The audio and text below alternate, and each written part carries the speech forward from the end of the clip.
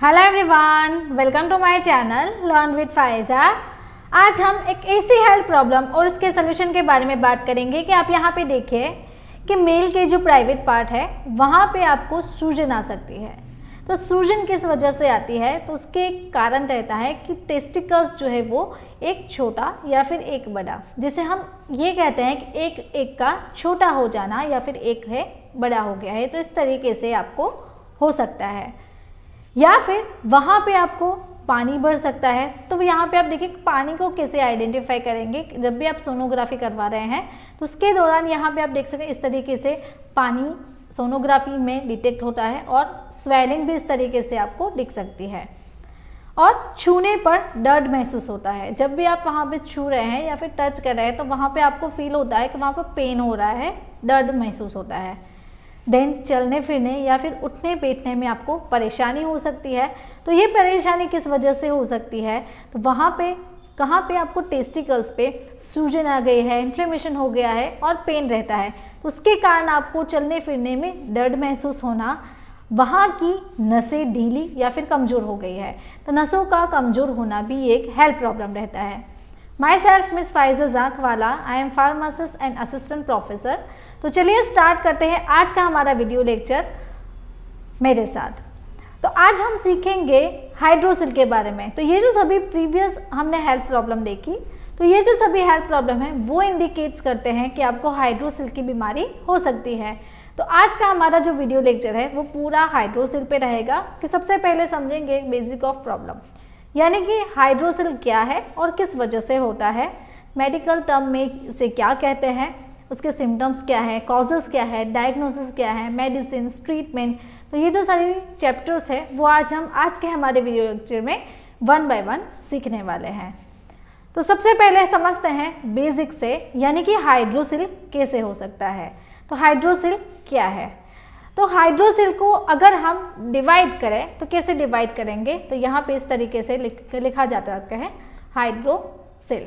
तो हाइड्रो को यहाँ से डिवाइड करेंगे तो ये हो गया हाइड्रो और ये हो गया सिले। तो हाइड्रो का मतलब होता है वाटर या फिर किसी प्रकार का फ्लूइड, और सिले का मतलब होता है स्वेलिंग, वहाँ पे सूजन हो सकती है। तो हाइड्रोसिल को मेडिकल टर्म में ऐसे कह सकते हैं कि टेस्टिकल्स में स्वेलिंग हो जाना, इन्फ्लेमेशन होना और सूजन हो सकता है। तो ये सूजन और स्वेलिंग किस वजह से हो सकती है पेशेंट को, वहाँ पे यहाँ पे हमने देखा कि हाइड्रो, तो वहाँ पे हाइड्रो यानी कि वाटर का एक्यूमुलेशन यानी कि जमा हो जाना, अगर वहाँ पे पानी जमा होता है तो इस वजह से आपको हाइड्रोसिल की बीमारी हो सकती है। तो अब हम उसके सिम्टम्स के बारे में सीखेंगे कि अगर किसी को हाइड्रोसिल होता है तो वो किस वजह से होता है, उसके लक्षण क्या रहते हैं। तो यहाँ पे आप देखिए कि अगर किसी को हाइड्रोसिल हुआ है तो स्क्रोटम के आसपास आपको इन्फ्लेमेशन हो सकता है, टेस्टिकल्स में आपको स्वेलिंग फील हो सकती है, आपको ऐसा लग रहा है कि पेन हो रहा है। लेकिन पेन किस वजह से होगा, जब भी आपको स्वेलिंग यानी कि सूजन इंक्रीज हो रही है, तो सूजन इंक्रीज होते ही आपको पेन सा फील होना, अनकंफर्टेबल सा फील होना, और वहाँ पे आपको ऐसा लग सकता है कि टेस्टिकल्स में एक हैवीनेस हो रहा है, आपको वहाँ पे वजन सा लग रहा है। नाउ वीडियो के बीच में मैं आपको एक एड ब्रेक लेके बताना चाहती हूँ। हमारी एक न्यू लॉन्च बुक है जिसका नाम है डिजीज एंड ट्रीटमेंट।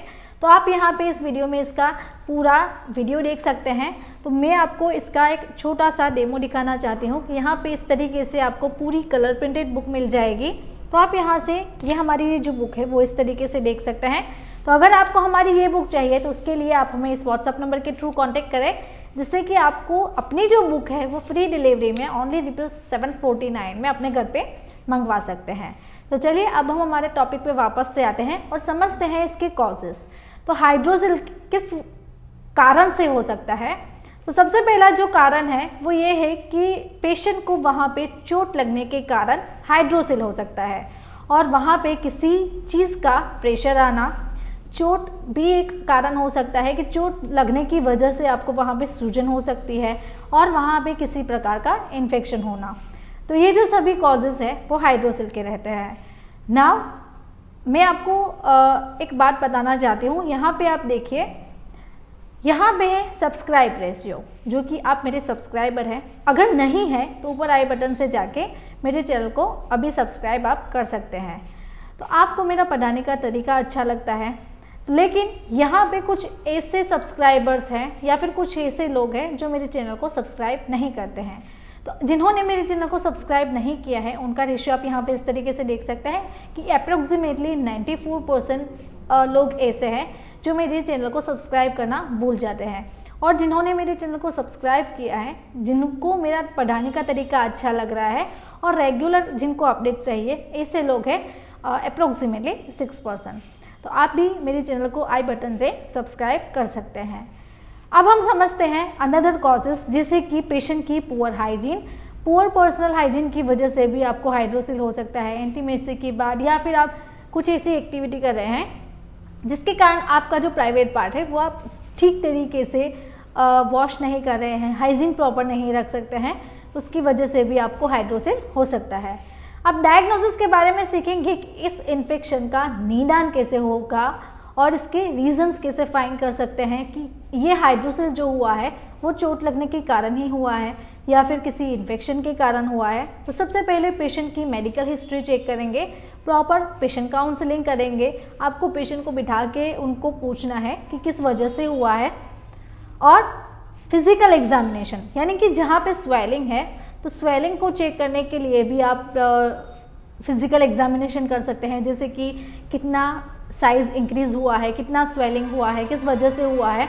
तो ये एक भी इन्फेक्शन का निदान हो सकता है। उसके बाद साइन एंड सिम्टम्स बेस्ड, तो पेशेंट की sign and symptoms based conditions check करके उनका डायग्नोसिस किया जा सकता है। और सोनोग्राफी, तो सोनोग्राफी में आप अब समझे अल्ट्रासाउंड स्कैन, अगर किसी का टेस्टिकल नॉर्मल है तो वो इस तरीके से दिखेगा, और अगर किसी के टेस्टिकल में स्वेलिंग आ गया है तो उसकी साइज जो है वो इंक्रीज दिखेगी।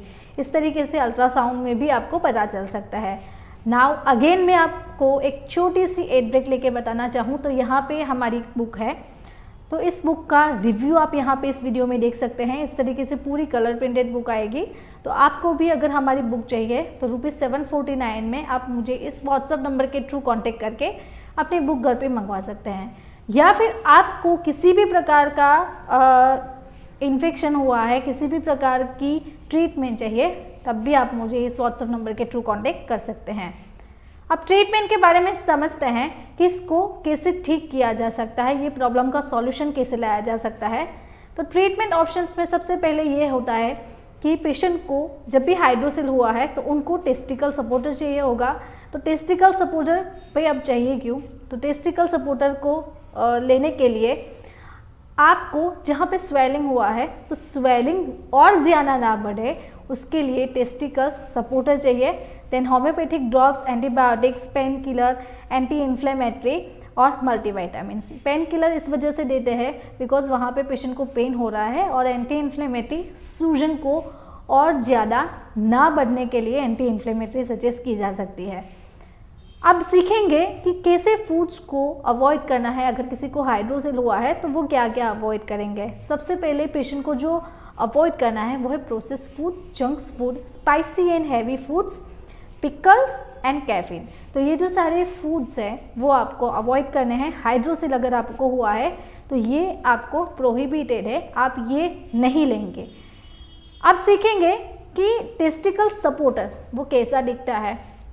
तो इस तरीके से आपको मार्केट में टेस्टिकल सपोर्टर मिल जाएगा।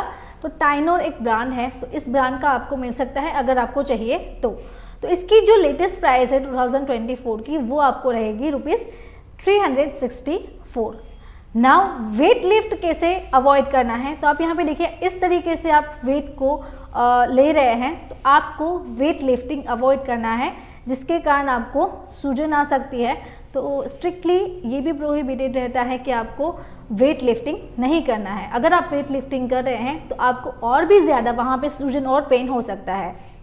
अब मेडिसिन के बारे में सीखेंगे कि इसका मेडिसिन क्या है और कैसे ठीक किया जा सकता है। तो सबसे पहले जो मेडिसिन ऑप्शन है वो है सिफाड्रॉक्स 500 mg। तो यहाँ पे आप देखिए, यहाँ पे लिखा हुआ ही है ट्वाइस अ डे एंटीबायोटिक, यानी कि एक एंटीबायोटिक मेडिसिन है।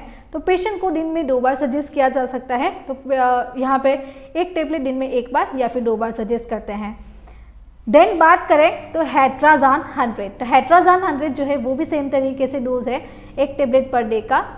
Now Ibugesic ASP।